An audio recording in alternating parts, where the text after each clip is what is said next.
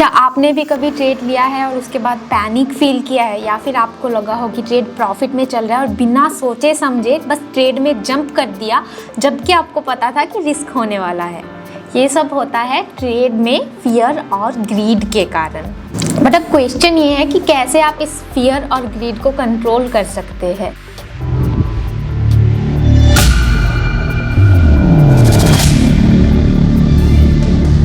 तो hello traders, welcome back to our channel. आज की वीडियो में हम डिस्कस करेंगे ट्रेडिंग साइकोलॉजी के बारे में और मोस्ट इम्पॉर्टेंटली इस ग्रीड और फियर को हम कैसे ओवरकम कर सकते हैं और स्मार्टेस्ट ट्रेडिंग डिसीजंस ले सकते हैं।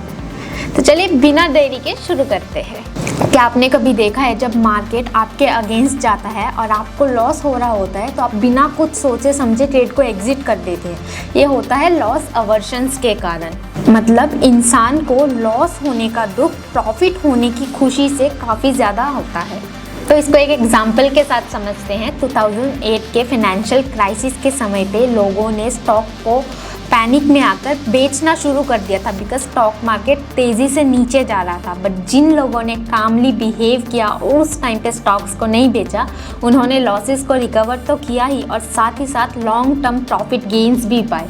तो जिन लोगों ने उस टाइम पे लॉस किया था, अगर वो भी कामली और पेशेंटली वेट करते तो शायद उनका ये लॉस होता ही ना। ग्रीड यानी कि लालच कैसे आपके ट्रेडिंग डिसीजंस को बिगाड़ता है। आपने भी कभी सोचा होगा ना कि मेरा ट्रेड प्रॉफिट में जा रहा है तो इसको मैं थोड़ा और होल्ड कर लेता हूँ ताकि मुझे थोड़ा और प्रॉफिट हो जाए।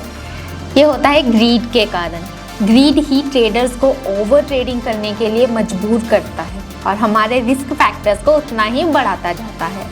ये फैक्ट है, यानी कि एक स्टडीज़ के कारण 70% ऑफ द ट्रेडर्स वो इसलिए लॉस नहीं करते क्योंकि उनकी स्ट्रैटेजी वीक है या उनको ट्रेड करना नहीं आता, बट वो सिर्फ इसलिए लॉस करते हैं क्योंकि वो अपने इमोशंस को कंट्रोल ही नहीं कर पाते हैं।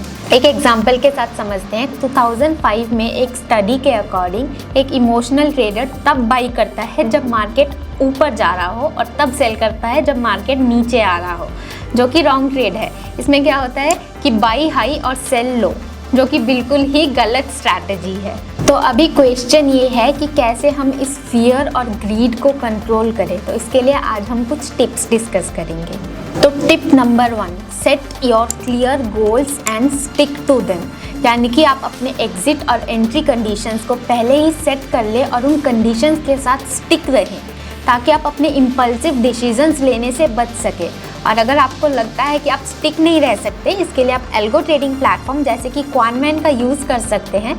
इसमें क्या होता है, इसमें हम एंट्री और एग्जिट कंडीशंस को प्री डिफाइन रखते हैं। जैसे कि मैंने यहाँ एक सैम्पल स्ट्रैटेजी बनाई, यहाँ आप देख सकते हैं।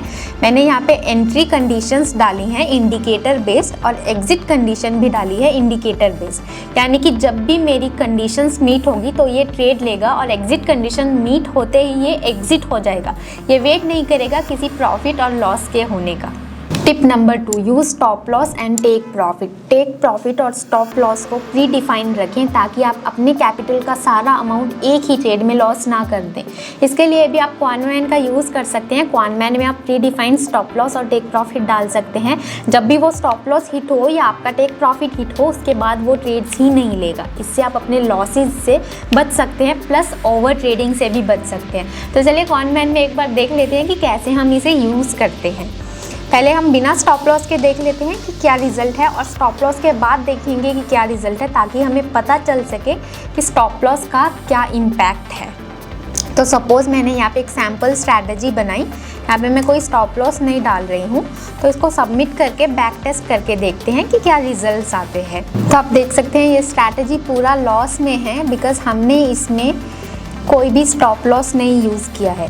तो चलिए अभी इसको हम कॉपी एंड एडिट करेंगे और स्टॉप लॉस डाल के देखते हैं कि क्या रिजल्ट्स आते हैं। तो देखिए स्टॉप लॉस डालने के बाद हमें यहाँ पे प्रॉफिट देखने को मिलता है बिकॉज हमने अपने लॉसेस को लिमिट कर दिया है। नेक्स्ट ऐसे ही आप टेक प्रॉफिट भी डाल सकते हैं। यहाँ पे टेक प्रॉफिट आप सपोज़ 10% का डालना चाहते हैं और चाहे तो रुपीज़ में भी डाल सकते हैं। सपोज़ मैं यहाँ पे टेक प्रॉफिट 500 का डालना चाहती हूँ, तो ऐसे ही आप टेक प्रॉफिट भी डाल सकते हैं। इससे क्या होगा कि आप ओवर ट्रेडिंग करने से बच पाएंगे। Tip number 3, control your risk. कभी भी आप अपने कैपिटल के 2% से ज़्यादा अमाउंट को एक सिंगल ट्रेड में रिस्क में ना डालें। इससे क्या होगा कि आप अपने बड़े लॉसेस से बच सकेंगे। Tip number 4, be patient. Patient रखें, जल्दबाजी ना करें। मार्केट कहीं भागा नहीं जा रहा, आप आज नहीं तो कल तो ज़रूर ट्रेड ले सकते हैं। मार्केट में अपॉर्चुनिटीज़ तो आती रहेंगी, ज़रूरी नहीं है कि हमें हर अपॉर्चुनिटी को चेज ही करना है। एक अपॉर्चुनिटी छूट गई तो क्या हुआ, हम नेक्स्ट अपॉर्चुनिटी पे ट्रेड लेंगे, बट जल्दबाजी में हमें ट्रेड कभी नहीं लेना है, इससे हमें लॉसेस ही होंगे। Tip number 5, accept your losses. अगर आप ट्रेड कर रहे हैं, स्टॉक मार्केट में हैं, तो लॉसेस तो होंगे ही, बट इसका ये मतलब नहीं है कि आप घबराएंगे, पैनिक करेंगे और गलत डिसीजंस लेंगे। स्मार्ट ट्रेडर्स भी लॉसेस करके ही सीखते हैं, घबराते नहीं हैं। वॉरेन बफे का एक फेमस कोट है, आप सभी ने पढ़ा या सुना तो होगा ही, कि market is a device to transfer money from impatient one to the patient one. मतलब जो फियर और ग्रीड में आकर ट्रेड लेगा वो लॉसेस ही करेगा, और जो पेशेंट रहकर और डिसिप्लिन में ट्रेड लेगा वही एक सक्सेसफुल ट्रेडर बन पाएगा। तो आज के फाइनल थॉट्स यही है कि ट्रेडिंग रिटर्न्स चेज करने का गेम नहीं है, बट रिस्क मैनेज करने का और डिसिप्लिन में रहकर ट्रेड्स लेने का सिंपल गेम है। अपने डिसीजंस को, इमोशंस को कंट्रोल करें और स्मार्टर एंड कैलकुलेटेड डिसीजंस ही लें। काम रहिए, अपनी स्ट्रैटेजी पे स्टिक रहिए और पेशेंस के साथ ट्रेड लीजिए। चलिए बस इतना ही। अगर आपको वीडियो पसंद आई हो तो वीडियो को लाइक, शेयर और चैनल को सब्सक्राइब करना ना भूलें। और आप अपने इमोशंस को कैसे कंट्रोल करते हैं ट्रेडिंग में, मुझे कमेंट सेक्शन में ज़रूर बताइए। Trading and investing involve substantial risk and are not suitable for every investor.